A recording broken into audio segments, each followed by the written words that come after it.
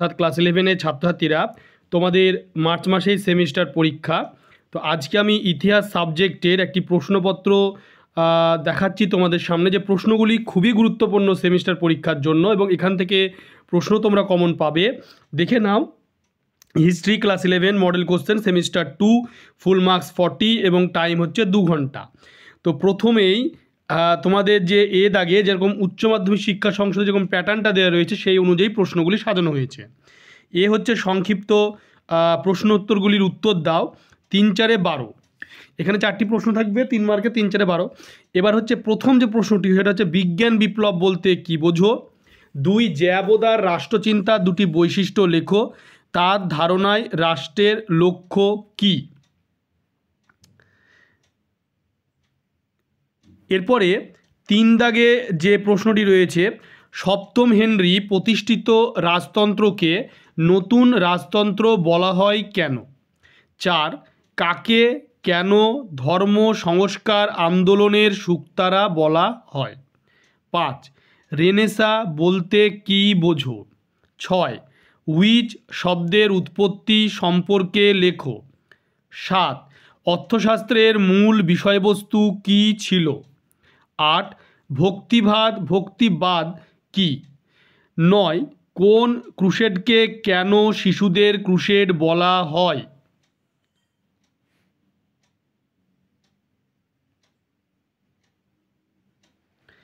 এরপরে 10 দাগে রয়েছে মুদ্রণ শিল্পের আদি পর্বে কাগজের আবিষ্কার ও ব্যবহার সম্পর্কে লেখো। এরপরে রয়েছে ক্রুসেড নামকরণের কারণ কি। 95 থিসিস কি। তাওবাদ ও কনফুসীয়বাদের মধ্যে তুলনা করো। 14 ইতালীয় বণিকরা কেন ক্রুসেডকে যোগদান করেছিল। 15 আধুনিক প্রযুক্তির ফলে দুর্গ নির্মাণ রীতিতে কি পরিবর্তন এসেছিল। 16 সফিস্ট কারা।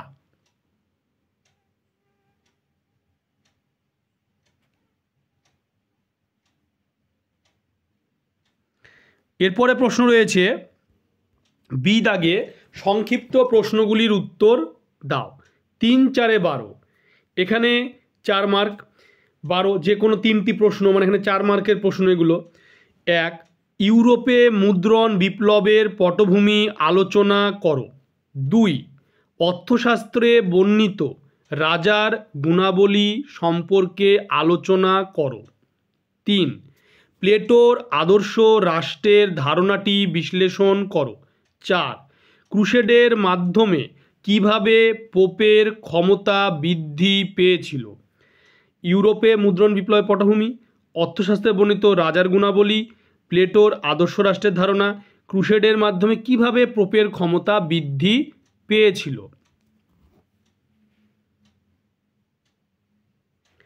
এরপরে 5 ডাইনিবিদ্যার উদ্দেশ্য সম্পর্কে যা জানো লেখো। 6 টিকা লেখো কোপার্নিকাসের বিপ্লব। এরপরে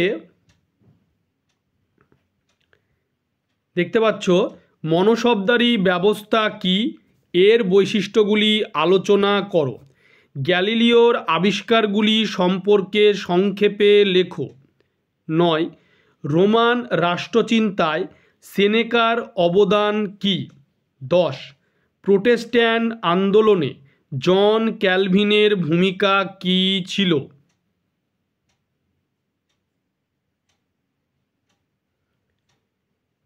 11 ক্রুসেডের ফলাফল সংক্ষেপে লেখো। 12 ডাইনি সন্দেহে মেয়েদেরই সবথেকে বেশি করে হত্যা করা হতো কেন।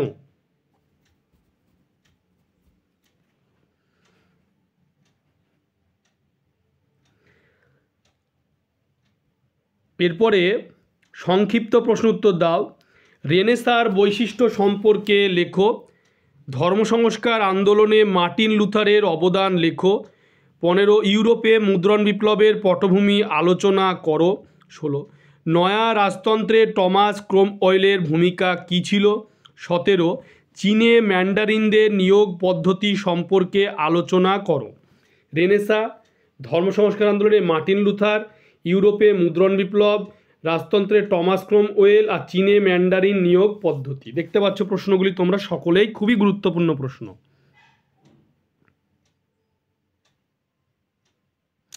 এরপরে 18 টিকা লেখো লিওনার্দো দা ভিঞ্চি, 19 টিকা লেখো ভাস্কো ডা গামা।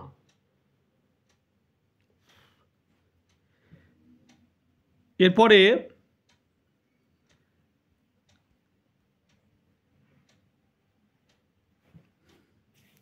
মুদ্রণ বিপ্লব কি? ইউরোপে মুদ্রণ বিপ্লবে আরবদের অবদান কি ছিল? 21 ম্যাকিয়াভেলির রাষ্ট্রচিন্তার বৈশিষ্ট্যগুলি লেখো। 22 সুফি আন্দোলনের ফলাফলগুলি লেখো। 23 জাবোদা কর্তৃক সরকারের শ্রেণীবিন্যাস সম্পর্কে লেখো।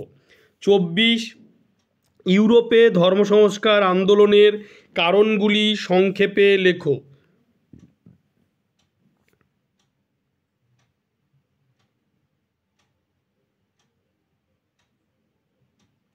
এরপরে 25 মানচিত্র অঙ্কন ও তার গুরুত্ব উল্লেখ করো। এরপরে সি দাগে ব্যাখ্যামূলক প্রশ্নগুলির উত্তর দাও।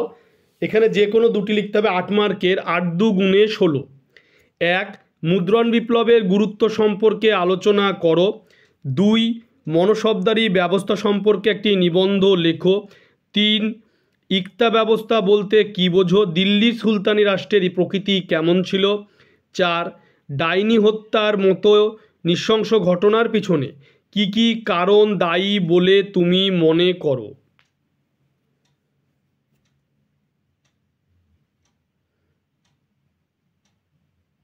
এরপরে রয়েছে আধুনিক বিজ্ঞান চর্চার সূচনার কারণ সম্পর্কে আলোকপাত করো। দিল্লি সুলতানি শাসন কি ধর্মাশ্রয়ী ছিল? 7 কৃষি প্রযুক্তির অগ্রগতি সম্পর্কে যা জানো লেখো। 8 রুশো ও মন্তেস্কুর রাষ্ট্রদর্শন সম্পর্কে আলোচনা করো।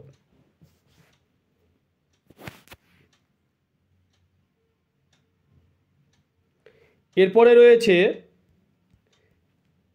কৌটিল্য তার অর্থশাস্ত্রে রাষ্ট্রনীতি সম্পর্কে যে আলোচনা করেছেন তার ব্যাখ্যা দাও। দিল্লি সুলতানি রাষ্ট্রের প্রকৃতি কেমন ছিল? ভৌগোলিক আবিষ্কারের পটভূমি লেখো, এর গুরুত্ব আলোচনা করো। জাহাজ নির্মাণ শিল্পে প্রযুক্তির অগ্রগতি আলোচনা করো।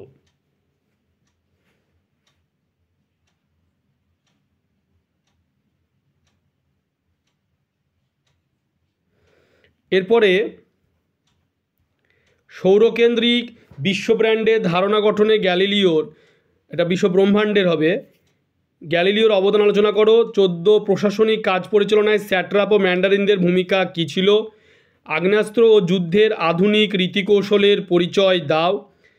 15 ষোড়শ শতকে রাজনীতিতে এর প্রভাব আলোচনা করো। ইকতা ব্যবস্থার বিবর্তন আলোচনা করো।